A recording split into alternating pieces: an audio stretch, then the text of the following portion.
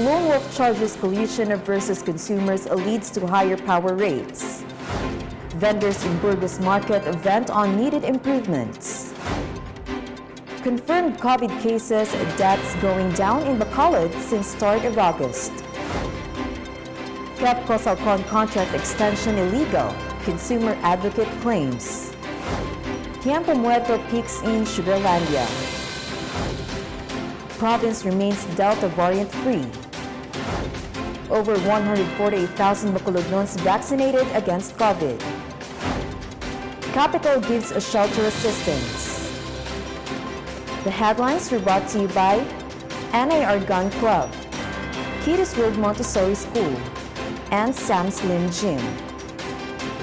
From the Broadcast Center of Digital News Exchange in Bacolod City, this is Studio A Reports. This is the evening wrap of August 4th, 2021. I'm Nikki Magbanwa. First, the weather brought to you by To Go. Weathercast reports mostly cloudy skies tonight with temperature of 31 degrees Celsius and 6% chance of rain. Tomorrow, expect partly cloudy skies with temperature of 32 degrees Celsius and 24% chance of rain. And now for the news brought to you by Falcor Marketing Corporation, Dobinsons, Chong Tapsilogan and Sizzlers, and Bread Bite. Lone Opposition Councilor Wilson Jun Gamboa Jr. claimed there is a collusion among Central Negros Electric Cooperative Board members, Consumers Group, and the Third-Party Bids and Awards Committee. On the DNX live debate early this morning, Gamboa reiterated that Seneco has violated rules and laws of the Energy Regulatory Board. Gamboa said the management of Seneco intervened with the Third-Party Bids and Awards Committee, an independent party which handles the competitive selection process. Therefore, may siling ako sa ako nga position paper nga there was a collusion between KEPCO Salcom and this board of directors and management. Danay, that is a big statement. Yes. You believe my collusion? Yes. Say that again to the camera. There is a collusion between KEPCO Salcom and the board of directors and management. In other news, Bacolod City Mayor Evelio Leonardi has recently announced that the 150 million pesos budget for the improvement of the three major markets in Bacolod City has been approved by the national government. DNX went to the markets and asked vendors around on their thoughts about the improvements that will be made. Majority of the vendors said there must be proper sectioning of goods, separating meat products from vegetables. The vendors also sought for repairs of market roofs and drainage and the sanitation maintenance inside the market. I-renovate na sunugan, oh. Ang sa din, sa Ano lang sa Piak Blau. Tapos, ano po? Talagang, ang mga bubuhod mas kilo daw. Ang mga burnal na Blau. Ano pa yun? Talagang, ang ilang mga baligyan ay mga basura. Ano sa market, bala kay gid bala do ang katindo do hindi gid bala ano nga matindo ang di pabaya man di lang panindo ang tawa wala ang gadanaw lang mo na at sa damo ja tulo babala ta na tulo isa palibot do wala gid bala kagang ano bala ang organize katani bala ang ako nang ma-suggest sa market no kung sino magandang pasilindi sa babaw nga kung ang karne, kung utan, kung isda, do i-segregate bala, hindi bala nga ilimpon lang. Eh siyempre yung tao, kung dito sa isdaan, dito na lagid lang mo. Huwag na di kalibot ang tao sa amon. Dito ka unfair, man bala nga gabayad kami. Isang amon nga taxi sa babaw, tapos ang tao, dito na lang sa talan sa isdaan, kapundo. Kaya dito, yagi na kompleto, dito nila mo. Ano kami diya? Kaya ang tanan ng mga utan ato na to sa isdaan. Siway na di kami nagabakal sa amon niya utan niya. Kaya ang sa isdaan may utan man to. Dere may wala na di may nagakadto nga tao sa amon niya.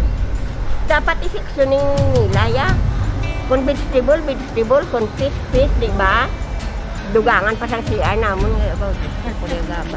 Sa ako ng leader, nga gaan naman atensyon di mga bindor, kag budget dire nga padamiyon ng market kay para damo man customer nga masulod di samon kung nami ng market. Biski third world country ta, kung binuligay ta makaya ta gid ang tanan. Amala na akong mambal. Pero ano mambal po sa CR nyo, sa drainage nyo kung sa ato. Gabasa gid ay tapos gatulo man din. Tapos nang kung magulan gaagsek ang mga tubig sa babaw tapos sa CR gabasa. The report was brought to you by Beer Taxi. And now for more news brought to you by Ernie's Fruit Stand and Bacolod Hand Gunner. In other developments, the number of confirmed COVID cases in Bacolod City continues to go down since the month of August entered. On August 1st, 57 new cases were reported, 34 on August 2nd, and 19 on August 3rd. During these days, no deaths from COVID has been recorded. Meanwhile, Teddy Makainan, consumer advocate, said the Supreme Court has declared that the contract cannot be extended for another year since the Energy Regulatory Commission favors for a competitive price. Makainan said that the selection process or the bidding was open to all power providers where KEPCO Salcon then had the lowest price of 3.29 per kilowatt hour and won the bidding. He added that the board did not accept TP-BAC's this recommendation and insisted that 3.31 renewable energy of PNOC EDC, a difference of 2 centavos with KEPCO Salcon. Makainan said that it was not even stipulated in the bidding that what they want was a renewable one. Naglabot sa punto nga may nagdaog na sa bidding. Amo ni ang KEPCO Salcon, which is 3.29. Now, ang ubra sang board, dapat i-accept nila ini halin sa third-party bids and awards committee ang recommendation. Kaya gin-process mo ang bidding. Meaning, above board ang pagbid sang presyo nga 3.29. Ang ilang ginubra, wala nila ginbaton. Wala nila gin-award. Ilan obligasyon mo? Kaya ang ila rason, mas mayo to ang second nga nagbid, which is renewable energy, sa presyo nga 3.31. Meanwhile, Tiempo Muerto or dead season peaks in Sugarlandia. Darwin Salas has this report.